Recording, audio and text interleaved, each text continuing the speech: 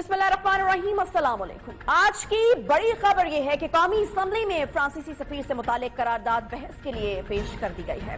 कायदम तहरीक लब्बैक ने यतीम खाना चौक लाहौर में मस्जिद रहमतुल्लिल आलमीन के बाहर से मरकजी धरने को खत्म करने का ऐलान जो है वो कर दिया है। इसी हवाले से आज वज़ीर आज़म इमरान खान की ज़ेर सदारत पार्लिमानी पार्टी इजलास में अरकान को ब्रीफिंग भी दी गई थी। बताया गया कि तहरीक लब्बैक पर पाबंदी खत्म करने का कोई फैसला नहीं हुआ।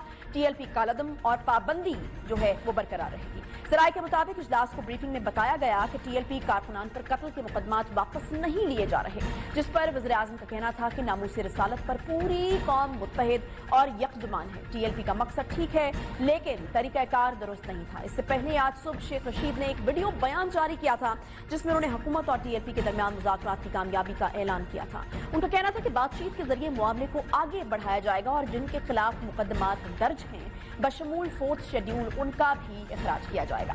अब सवालात ये उठाए जा रहे हैं कि क्या मामला मुस्तकिल तौर पर हल हो गया है। इस बारे में अभी कुछ कहना जो है वो कबिल वक्त है, क्योंकि बज़ाहिर आज होने वाली पेशरफ्त तकरीबन अब वही पेशरफ्त है जो कल वज़ीर आज़म इमरान खान की जानिब से कौम से खिताब में बताई गई थी। करारदाद पेश कर दी गई। एक तरफ शेख रशीद की जानिब से बताया गया था कि गिरफ्तार अफराद रिहा कर दिए जाएंगे, जबकि दूसरी जानिब ये कहा जा रहा है कि कालदम तहरीक के सरबराह समेत वो अफराद जिन पर कत्ल के मुकदमात कायम किए गए हैं उन्हें रिहा नहीं किया जाएगा। दूसरी जानिब आपको बताएं कि आज पीपल्स पार्टी ने कौमी असम्बली के इस इजलास में शिरकत न करने का फैसला किया था। रुकन कौमी असम्बली अमजद अली खान की जानिब से भी करारदाद पेश की गई और हमेशा की तरह इस मामले पर भी खूब सियासी गर्मा गर्मी देखने में आई, क्योंकि हमारे मौजूद अरकान असम्बली एक दूसरे को नीचा ना दिखाएं, इल्जामात ना लगाएं, ऐसा मुमकिन ही कहाँ है। मामले पर पार्लियामेंट की खुसूसी कमेटी तश्कील देने की दरखास्त को मंजूर किया गया तो अपोजिशन की जानिब से एहतजाज किया गया। लीगी रहनुमा और साबिक वज़ीर आज़म शाहिद खाकान अब्बासी का कहना था कि यह करारदाद मुशावरत से लाई जानी चाहिए थी। आपने करारदाद पेश कर दी है, हम इस पर गौर करके आएंगे। इस मामले पर पूरे ऐवान पर मुश्तमिल कमेटी बनाई जाए, जबकि JUIF के रुकन कौमी असम्बली असद महमूद की जानिब से हुकूमत को काफी आड़े हाथों लिया गया। वज़ीर आज़म साहब ने कौम से खिताब किया और अपनी हतमी राय उन्होंने उस खिताब में दी। जलती पर तेल का काम उन्होंने बखूबी अंजाम दिया। मैं इस ऐवान पर वाज़ेह कर देना चाहता हूँ कि खत्म नबूवत का मसला हो, नामूस रिसालत का मसला हो, ये एक तंजीम का मसला नहीं है, ये तमाम उम्मत मुस्लिमा का मसला है। जो रात को पेशरफ्त हुई है उस पेशरफ्त के हवाले से भी पार्लिमान को आगाह किया जाए कि TLP के साथ असल मुज़ाकरात किसने किए हैं। मैं समझता था ऑपोजिशन तनकीद करे और हुकूमत इसका जवाब न दे, ऐसा मुमकिन ही कहाँ है। वफाकी वज़ीर मज़हबी अमूर नूरुल हक कादरी वज़ीर आज़म इमरान खान की कोशिशों पर बात करते रहे, साथ ही ऑपोजिशन को माजी भी याद करवाते रहे। जो हुजूर सल्लल्लाहु अलैहि वसल्लम से ताल्लुक इमरान खान का है वो न किसी पीर का है और न किसी मौलवी का है। वो ताल्लुक, इस ताल्लुक को कोई चैलेंज नहीं कर सकता। हमने देखे हैं आपके खत्म नबूवत के जज्बे को, जब यहाँ से इंतखाबी कवानीन में खत्म नबूवत को बुलडोज किया जा रहा था, जब मुमताज कादरी को फांसी दी जा रही थी, जब 22 निहत्ते लोगों को फैजाबाद पे खुद गोलियां चलाई जा रही थी और शहीद किया जा रहा था, सारे माहौल के मॉडल टाउन का मंजर हमने देखा।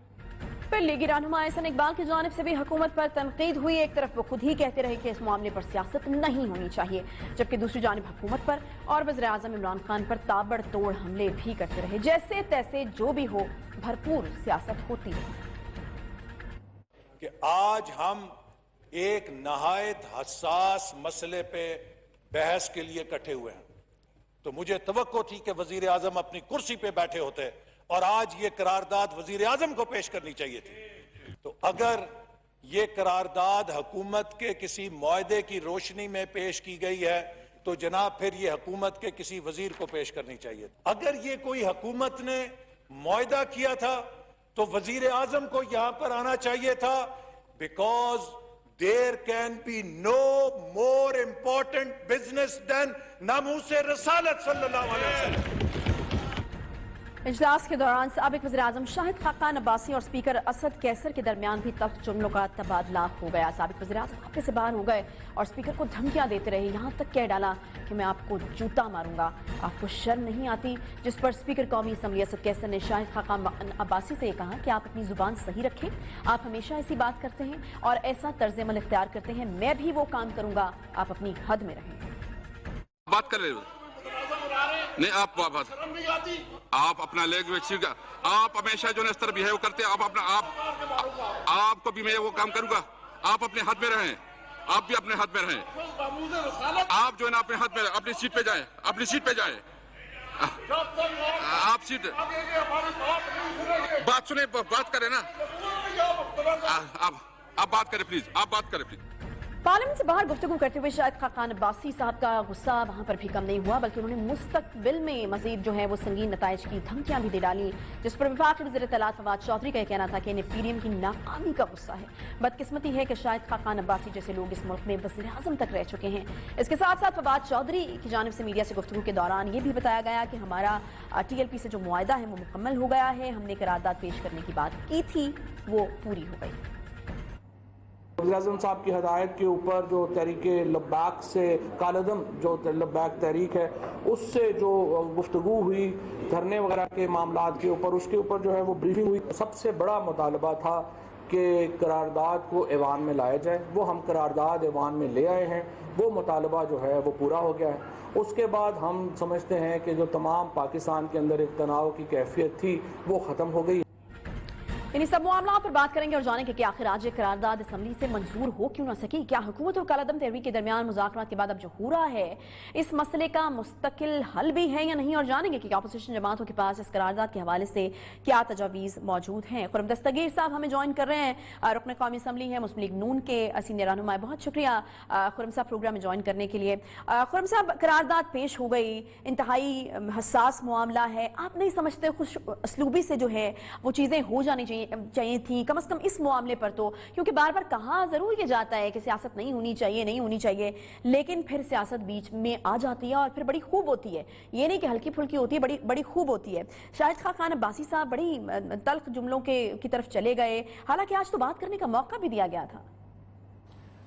ये हुकूमत की शदीद नाअहली और इंतहाई बद इंतज़ामी के रोज़ाना मामलात हैं वो हम देख रहे हैं। ये जो करारदाद थी ये वो थी जो हुकूमत ने, उसके दो वज़रा ने आज सुबह गालिबन बहुत देर वक्त था जब उन्होंने उसको फाइनलाइज किया। वो करारदाद किसी पहले अपोजिशन से बिल्कुल डिस्कस नहीं की गई, उनको एतमाद में नहीं लिया गया। फिर एक हैरानकुन बात हुई कि एक प्राइवेट मेंबर से ये करारदाद पढ़वाई गई, किसी वजीर ने इसकी जिम्मेदारी लेने से इनकार किया, तो एक और ऊपर से ये गैर हाजिर हुकूमत का बहुत ही कमज़ोर ये मुआहिदा था जो आज कौमी असम्बली पर थोपने की कोशिश की गई। उस पर हमने रिएक्ट किया कि एक तो बात यह है कि हमें एक ज़्यादा जामे करारदाद चाहिए इस मामले पर, जो कि तमाम मुसलमानों के दिल का मामला है, उनके अकीदे का मामला है, हमारी रसूल पाक सल्लल्लाहु अलैहि वसल्लम के लिए अकीदत का मामला है। तो इस पे बहुत सोच समझ कर बात होनी चाहिए। तो एक बड़ी एक डिसजॉइंटेड सी करारदाद थी जिस पे हमने ये कहा कि हमें वक्त दिया जाए। जो दूसरा आपने इशू रेस किया वो यही वजह थी कि पहले स्पीकर ने शाहिद खाकान अब्बासी को बोलने का वक्त नहीं दिया था और स्पीकर साहब ने वो करारदाद पास करवाने के लिए पढ़ना शुरू कर दी थी। अच्छा। तभी हमने उसके ऊपर ये रद्द अमल दिया कि भाई हमें जब तक आप उस पर बात करने का मौका नहीं देते तो आप कैसे इसको बुलडोज करा सकते हैं। तो इस हुकूमत की आदत चूंकि बन चुकी है बुलडोज करने की मामलात को, लेकिन ये एक ऐसा संजीदा मामला था जिस पर हमने उन्हें बुलडोज नहीं करने दिया। और फिर हमारी प्रोटेस्ट के बाद फिर शाहिद अब्बासी साहब को मौका मिला और फिर मौलाना असद जो शाहिद खाकान अब्बासी साहब का गुस्सा आज काफी ठीक ठाक था। खुर्रम साहब, बाहर जाकर भी वो कम नहीं हुआ, उन्होंने तो उसके बाद संगीन नताइज की धमकियां दे दी। तो किस किस्म के नताइज हो सकते हैं और गुस्सा क्या इसी चीज का था या कुछ और भी गुस्सा था, क्योंकि फवाद चौधरी साहब ने भी एक स्टेटमेंट दिया है। जी, ये गुस्से से ज़्यादा अपने आँखों के सामने इस फाशिस्ट हुकूमत के हाथों पार्लियामान को तबाह होते देखने का दुख है उसका एक रद्द अमल है जो शायद अब्बासी साहब देख रहे हैं कि जहां अपोजिशन को बात नहीं करने दी जाती, जैसे ही कोई रुकन अपोजिशन का हुकूमत पर तनकीद शुरू करता है, स्पीकर साहब उसका माइक बंद कर देते हैं, हमें बोलने का वक्त नहीं देते। एक वक्त में 4-4 वज़रा जो हैं वो तकारीर फिर एक दिन में फरमाते हैं और उसके मुकाबले में सिर्फ 1 या 2 अपोजिशन के अरकान जो हैं वो बात कर पाते हैं। तो उनका ये जो फॉशिस्ट रवैया है जो हमने फाटफ की लेजिस्लेशन में भी देखा, हमने यहाँ तक भी देखा जो आज तक गालिबन कौमी असम्बली की तारीख में नहीं हुआ था कि leader of the opposition Shahbaz Sharif ने बात करने का कहा और उन्हें माइक नहीं दिया गया। हालांकि लीडर ऑफ द ऑपोजिशन का एक प्रिविलेज है कि वो जब खड़े होते हैं या जब मोहतरमा बेनज़ीर भुट्टो थी तो उनको वक्त दिया जाता है। तो हमने इस किस्म के फॉशिस्ट रवैये देखे हैं और ये उन 32 महीने फॉशिस्ट रवैयों के खिलाफ एक रद्द अमल है जो आज शायद अब्बासी साहब ने दिया है। हाँ, कंपैरेटिवली खुर्रम साहब आज वैसे काफी टाइम जो है वो बोलने के लिए दिया गया था। अच्छा, मुझे ये बताइएगा कि आप लोगों ने जो है वो वक्त मांगा है कि आप लोग अब इसके ऊपर गौर करेंगे, कुछ तजावीज़ हैं वो डालकर लेकर आएंगे, तो क्या तजावीज़ आपके पास है, क्या मजीद चीजें हैं जो इस हवाले से करारदाद में आप शामिल करना चाहते हैं? जी, पहली तो बात है कि हम इसमें जिम्मेदारी का तयन वाज़े तौर पर करना चाहते हैं कि हुकूमत के करने के काम कौन से हैं और पार्लियामान के करने के काम कौन से हैं। पार्लियामान तो नबी करीम सल्लल्लाहु अलैहि वसल्लम से अपनी वाबस्तगी का इजहार कर सकती है, हुकूमत को ये डायरेक्शन दे सकती है, लेकिन किस सफ़ीर को निकालना है या मुल्क बदर करना है या रखना है, ये पार्लियामान का काम नहीं है। ये पाकिस्तान की काबीना की जिम्मेदारी है, जिससे इस वक्त वो गैर हाजिर हैं। वो जिस तरह आज वज़ीर आज़म गैर हाजिर थे, हमारी उम्मीद थी कि जितना ये सेंसिटिव मामला है ये करारदाद वज़ीर आज़म आकर पढ़ेंगे और ये हमें बताएंगे कि जो उन्होंने मीडिया ब्लैकआउट किया है, आपके चैनल को भी इजाजत नहीं दी गई कि वो रिपोर्ट कर सके कि यतीम खाना चौक में क्या हुआ है, वहां क्या मामलात हुए। अभी तक ये बात खुलकर सामने नहीं आई, हकाइक सामने नहीं आए।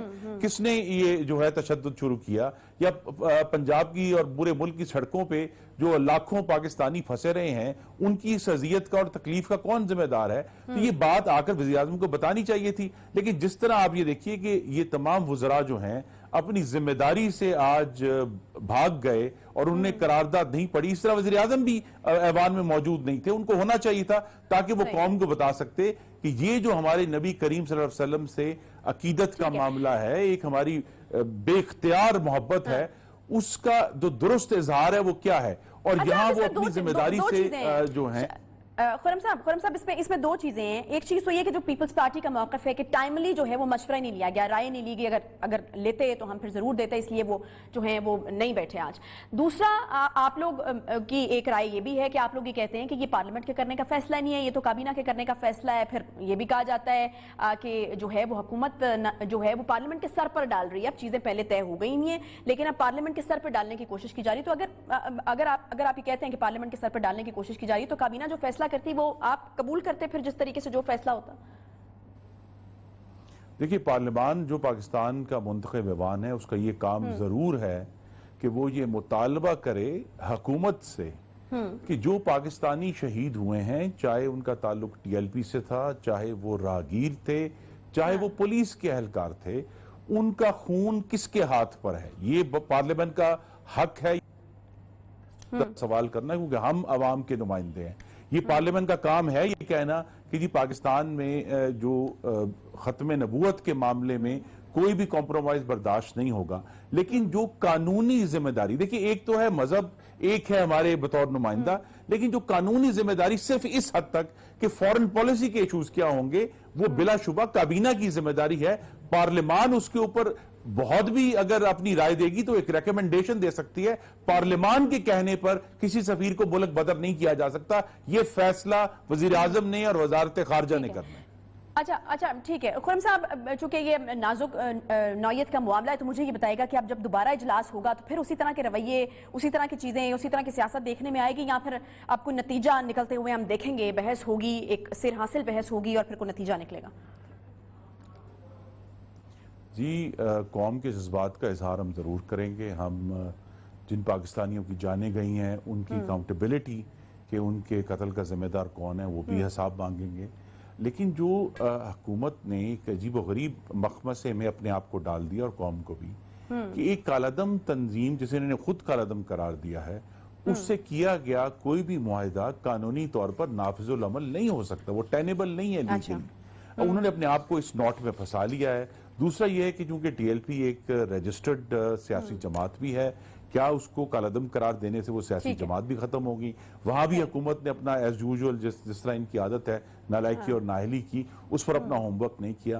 तो ये अब हुकूमत का जो काम है, ये पहले दिन से ही ये इशू कि किसी भी सियासी जमात के या किसी तंजीम के कहने पर सुफरा को निकाला जा सकता है।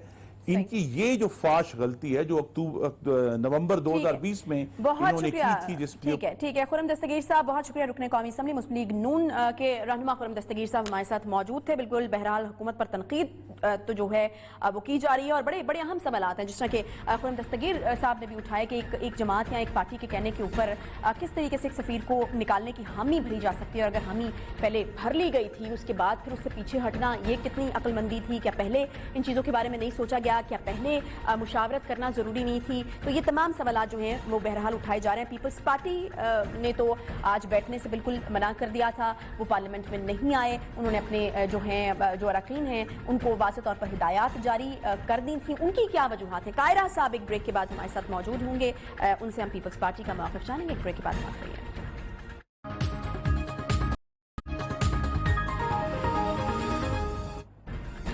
Welcome back. ब्रेक के बाद एक बार फिर से खुशामदीद आपको कहते हैं। कमर ज़मान कायरा साहब पाकिस्तान पीपल्स पार्टी के सीनियर रहनुमा हमारे साथ मौजूद हैं। कायरा साहब, पार्लियामेंट की बालादस्ती पर यकीन रखने वाली आपकी पार्टी पाकिस्तान पीपल्स पार्टी, आप लोग जब भी कोई मसला होता है तो आप लोग प्रायोरिटी बेसिस पर ये चाहते हैं कि उसको पार्लियामेंट पर लाकर डिस्कस किया जाए। इतना अहम और हसास नौयत का मामला है, जब फ्रांसीसी सफ़ीर का ये मामला ज़ेर बहस आया है तो आप लोग क्यों जो है वो शरीक नहीं हो रहे हैं? क्या वजूहात है?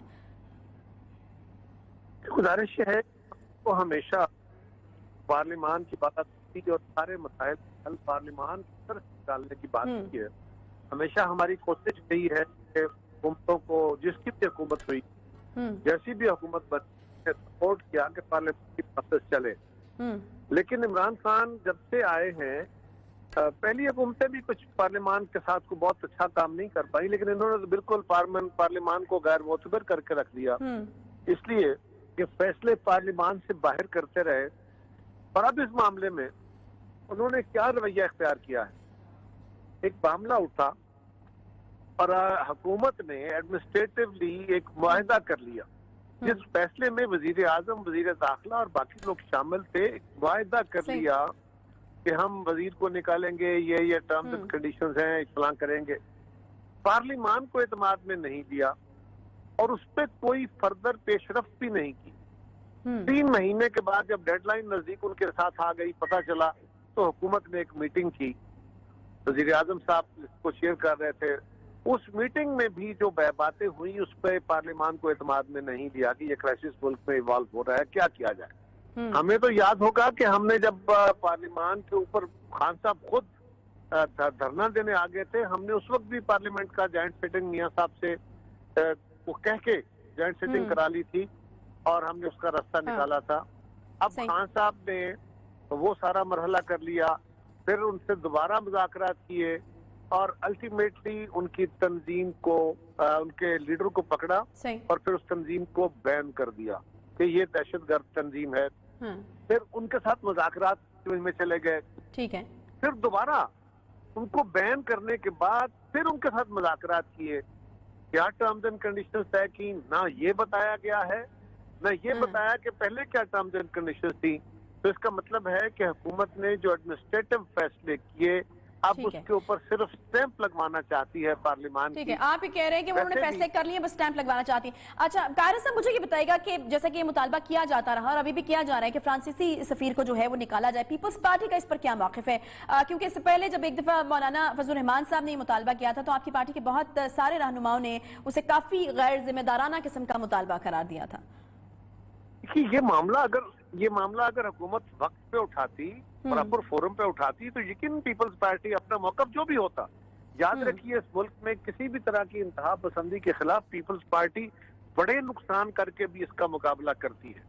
हो सकता है हम हुकूमती नुक्ता नजर के साथ खड़े होते, इनके साथ ना खड़े होते। मोहब्बत रसूल में तो ये सारे लोग मिलके हमारे नजदीक नहीं पहुंचे ना, इसलिए कि ये काम सारे नबी करीम सल्लल्लाहु अलैहि वसल्लम से मोहब्बत का, उनकी अजमत का, हम सारे मुसलमान ही एक दूसरे से ज्यादा उनसे प्यार करते हैं। लेकिन पीपल्स पार्टी की खिदमत तो बड़ी वाज़ेह है, लेकिन हमें एक बात के ऊपर बिल्कुल क्लैरिटी है कि जो वायलेंस का इख्तियार है ये सिर्फ और सिर्फ पार्लियामान का है, हुकूमत का है, और पार्लियामान है ताकत का फोरम, ताकत का सोर्स। ये जो कोई जत्था उठे, कोई ग्रुप उठे, बदकिस्मती से हमारे यहाँ ये होता रहा। सही है, ठीक है, बहुत शुक्रिया कमर जमान कायरा साहब। पीपल्स पार्टी का एक मौक़िफ़ हमारे सामने, और ऐसा लग रहा है कायरा साहब की बातों से कि वो लोग ये समझते हैं कि फैसला पहले कर लिया गया, बस कोई स्टैंप लगवाने की जो है वो अब कोशिश की जा रही है, और वो किसी के फैसले के ऊपर जो है वो इस तरह से स्टैंप नहीं लगा सकते। एक छोटा सा यहाँ पर ब्रेक लेंगे, ब्रेक के बाद बात करनी है जी चीनी की। चीनी एक ऐसी प्रोडक्ट है रमज़ान के दिनों में और उससे पहले भी रही है कि जिसके हवाले से लोग बड़े मसाइल का शिकार हैं, और चीनी जो है वो ढूंढते ढूंढते आप थक जाएं, आपको नहीं मिलती, और जब मिलती है तो उसकी क्वालिटी इतनी नाक़िस होती है। मुसर्रत जमशेद चीमा साहिबा इसी मुद्दे के ऊपर बात करने के लिए आज मौजूद होंगे। आज लाहौर हाई कोर्ट ने चीनी के ऊपर जो लंबी कतारें लग रही हैं उसके ऊपर नोटिस ले लिया, खास तौर पर इस हवाले से बात करेंगे उनसे। एक ब्रेक के बाद साथ रहिए।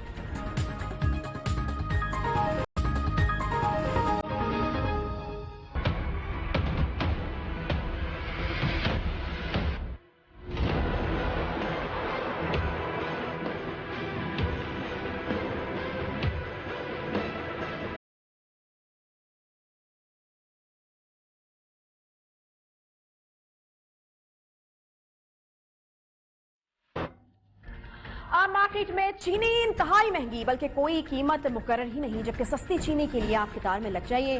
कतारें भी इतनी लंबी हैं कि इंतजार की कोई मुद्दत ही नहीं। लाहौर के सस्ते रमज़ान बाजार में चीनी के स्टॉल्स पर शहरियों का रश बढ़ चुका है। हुकूमती दावे अपनी जगह, लेकिन बाजार में चीनी आम आदमी को मुकर्ररा नरखों पर दस्तयाब नहीं है, और यही वजह है कि रमज़ान बाजारों में सस्ती चीनी के लिए अब रश बढ़ गया है।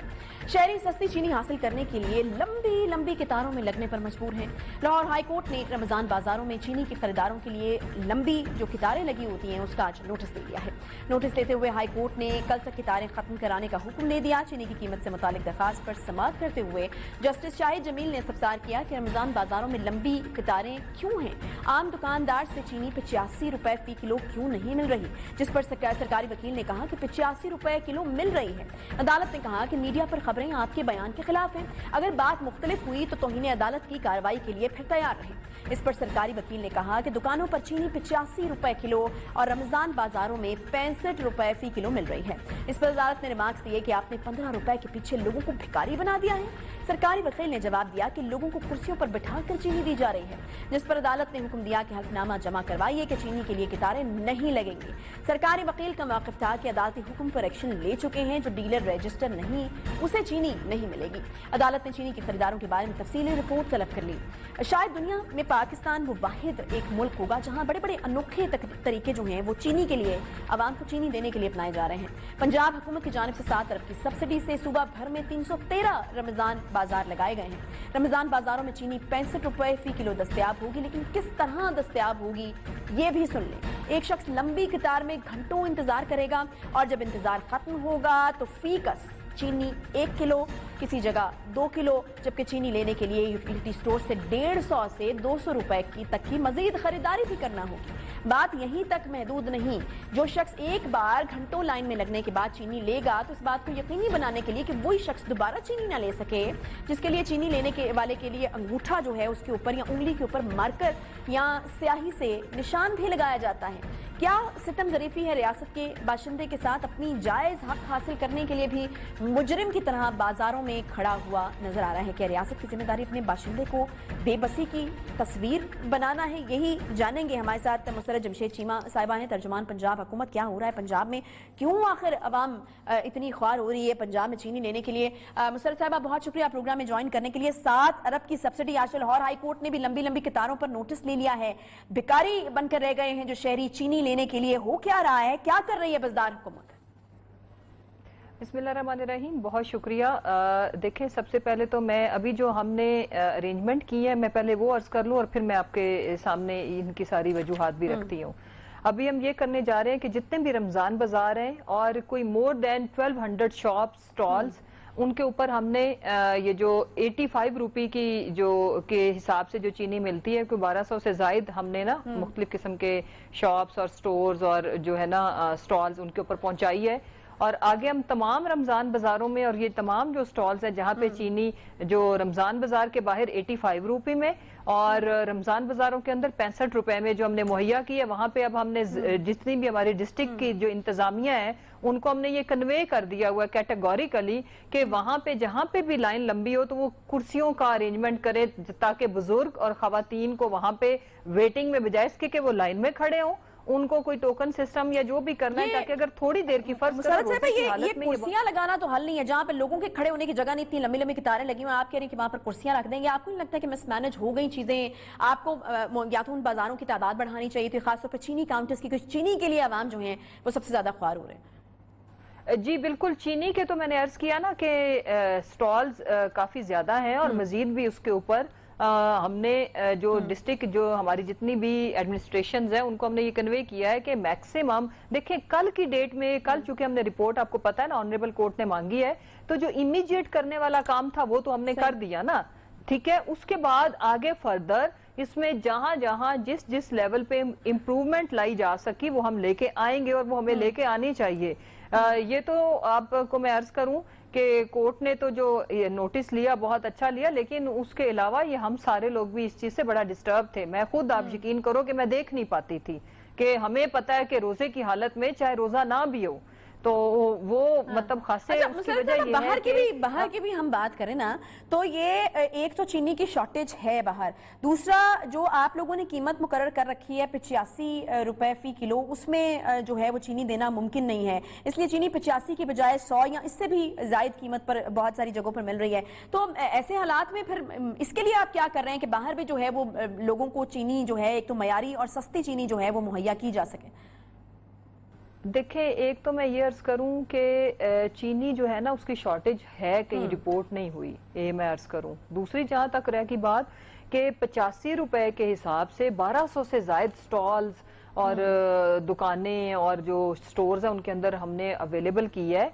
बाकी भी जो आप यकीन करो प्राइम मिनिस्टर साहब डेली इस चीज के ऊपर मीटिंग ले रहे हैं, ठीक है। इसमें मजीद बेहतरी जो लाई जा सकती है, ये भी एक इतना बड़ा चैलेंज था कि 85 रुपए के ऊपर लेके आना बाहर की अदर देन रमजान बाजार, ये बहुत बड़ा चैलेंज था। और जिस तरह से हमने इसको किया है वो हमें पता है। और मजीद आपको मैं एक और खुशखबरी दे दूं कि आगे के लिए जो हम करने जा रहे हैं, पूरा साल कॉस्ट प्राइस निकाल के, शुगर के जो प्रॉफिट्स निकाल के, तो फिर पूरा साल उसकी प्राइस, क्योंकि क्रशिंग सीजन तो होता ही एक है 4 से 5 माह का, तो उसके बाद हम प्राइस को for the whole year we are going to regulate. लेकिन दस्तयाबी मुमकिन नहीं होती। मसला तो ये है, एक और शिकायत भी आ रही है मुसर्रत साहिबा, और वो ये कि एक तो चीनी है नहीं, लोग मारे मारे फिर रहे हैं, फिर दूसरा एक और शर्त जो है वो लगा दी गई है यूटिलिटी स्टोर्स के ऊपर और इन सस्ते बाजारों में रमजान के लिए जो लगाए गए हैं, वो ये कि अगर आपने चीनी लेनी है तो आपको 100 से 150 रुपए तक की कोई खरीदारी करनी पड़ेगी, तो उसके साथ फिर आपको चीनी का जो है वो एक पैकेट मिलेगा। तो ये क्या हो रहा है? मतलब अगर किसी को चीनी चाहिए तो वो क्यों जो है उसको इजाफी एक तो शॉपिंग करनी पड़ी, और दूसरा अगर जो लोग इस तरह के बाजारों में जाएंगे वो मतलब ये वाली फजूल खर्ची तो नहीं कर सकते ना?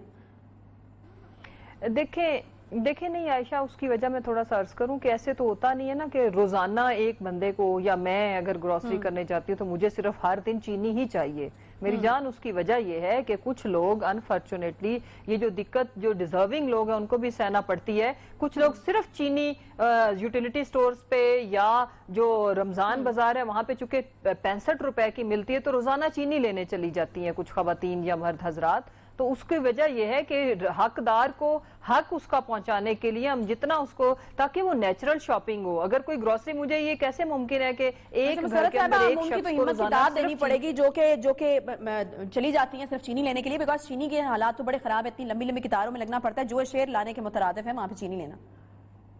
वो तो मैंने